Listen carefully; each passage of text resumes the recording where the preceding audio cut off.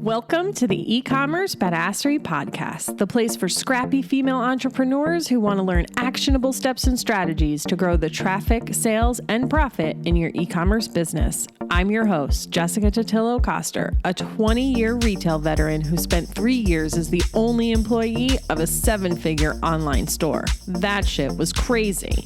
I know exactly how it feels to do all the things, and I'm sharing everything I learned the hard way so you don't have to. I may have started this business by accident, but supporting badass bosses like you lights me the fuck up, and I am so stoked to see you grow. Are you ready, babe? Let's roll.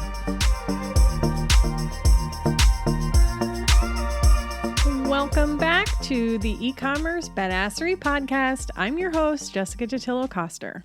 If you've been following me for any length of time, you know I am obsessed with email marketing, and getting people migrated to Klaviyo was the first service I offered.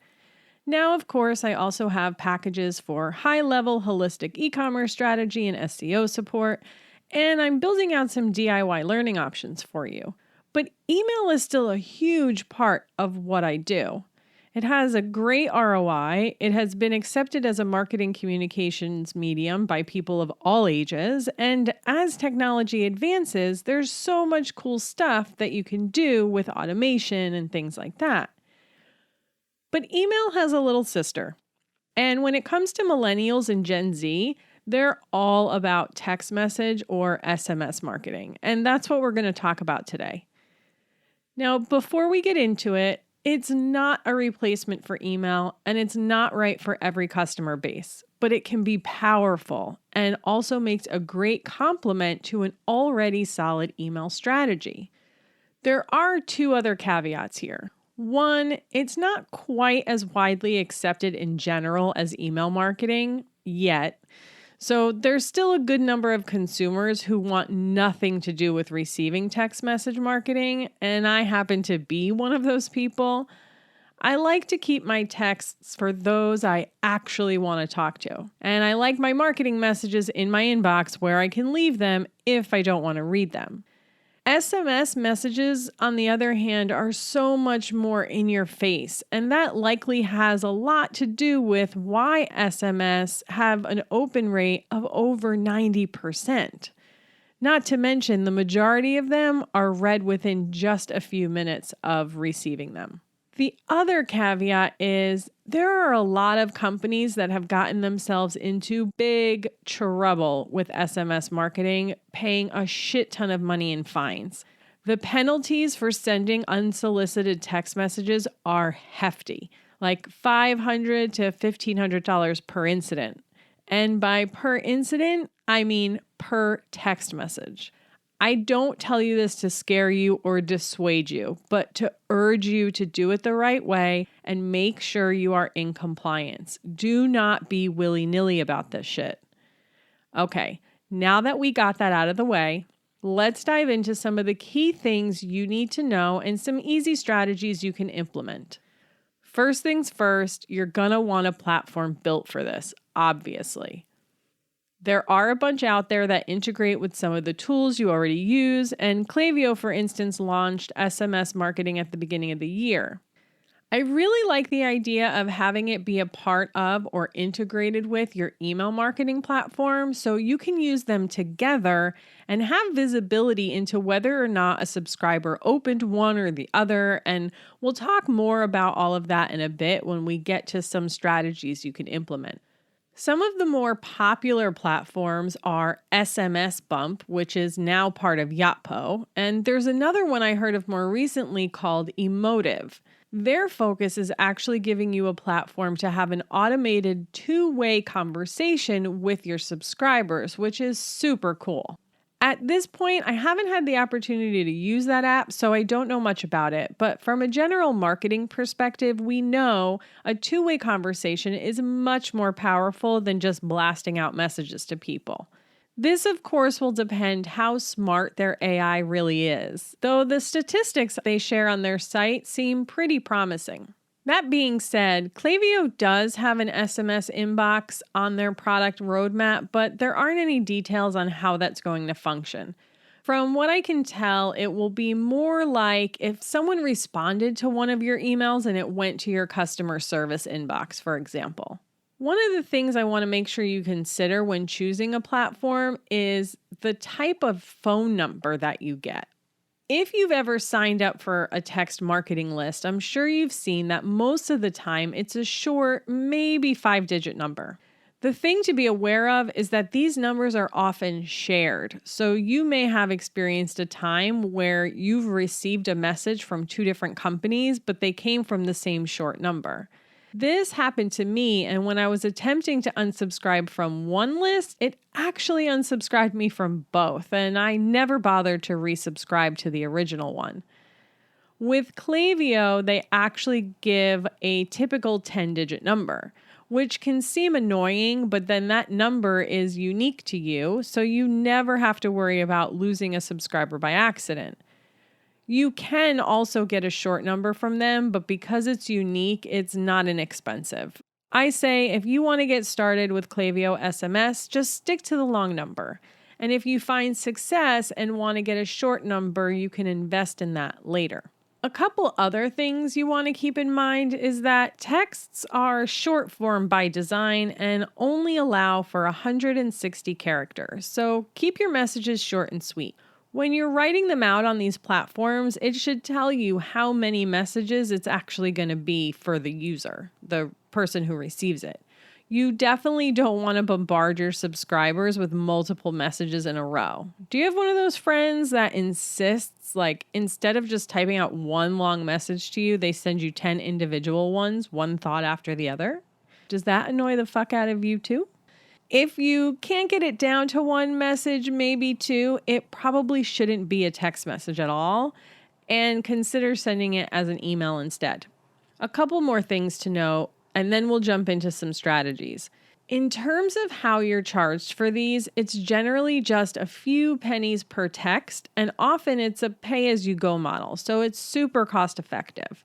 Lastly, just to touch on the compliance piece again, just because you have someone's phone number does not mean you have the right to text message them. They need to opt in to receive those messages just like they do for email.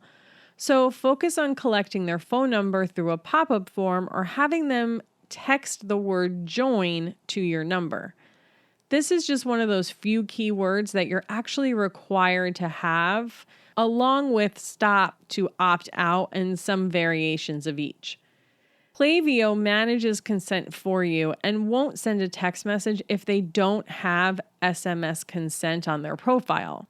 Any reputable platform should work the same way and will have those required keywords built in.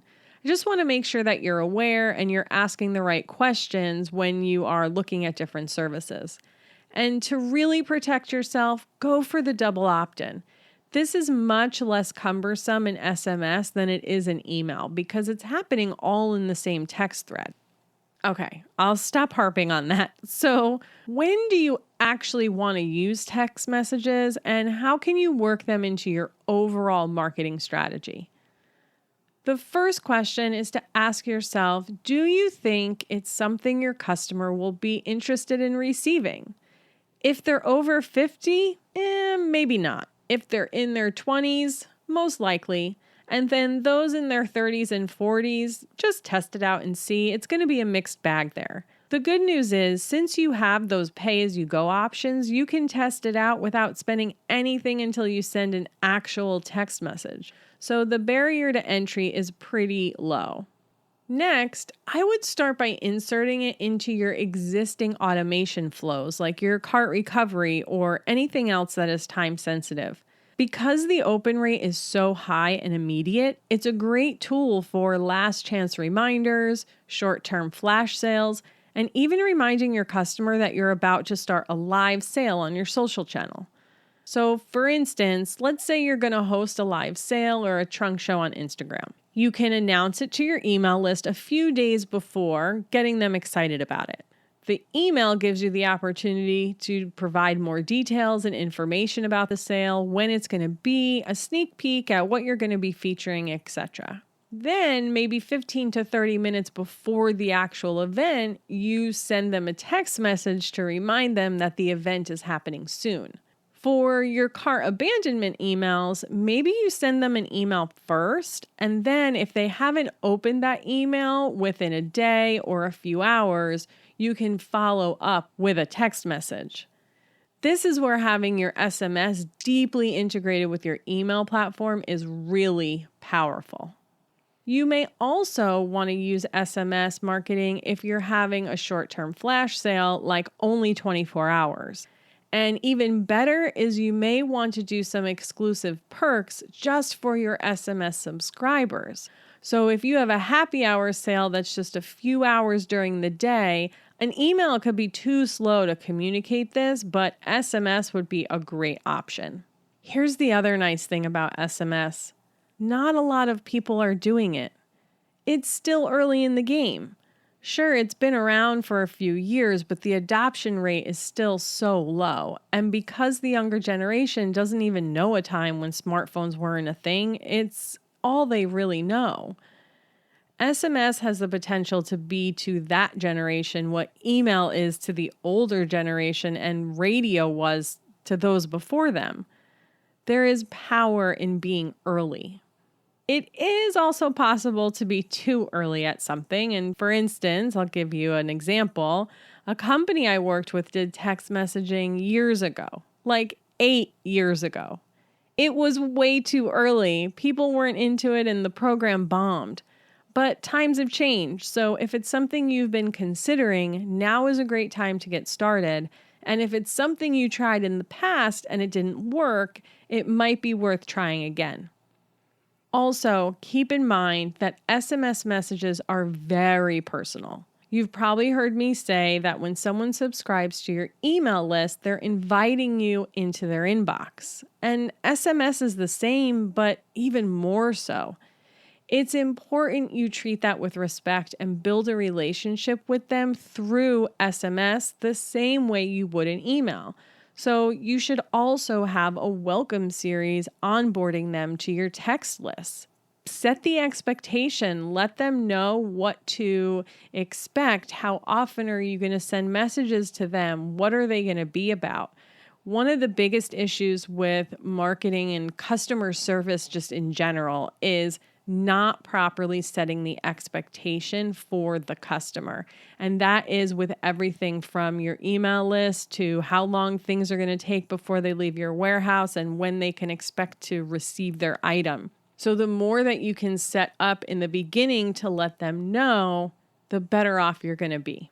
And when it comes to like how often you should send them, and you might hear a lot of people to tell you that say, send multiple texts per week, and maybe that will work for you.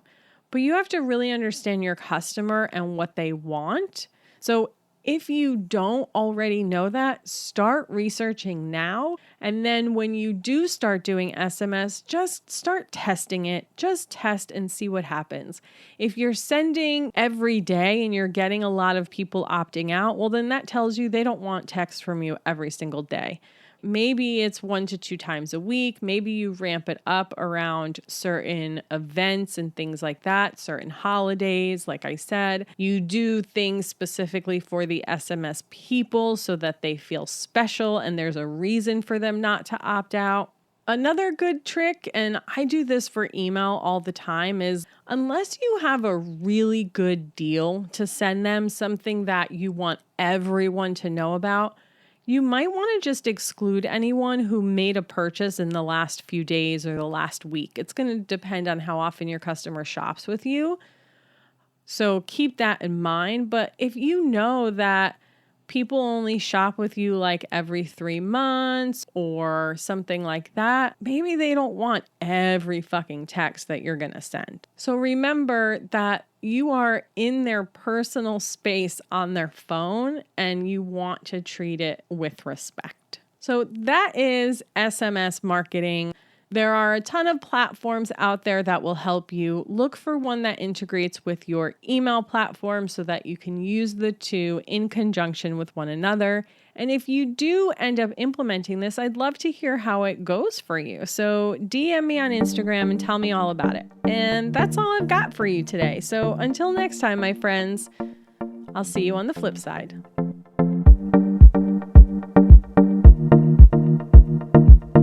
Thank you so much for listening to today's episode. If you like what you heard, I'd be so grateful if you'd leave a review on Apple Podcasts, and don't forget to subscribe so you never miss an episode. And if you're looking to surround yourself with more product entrepreneurs who totally get your life right now, get your booty on over to the eCommerce Badassery Facebook group. Can't wait to see you there.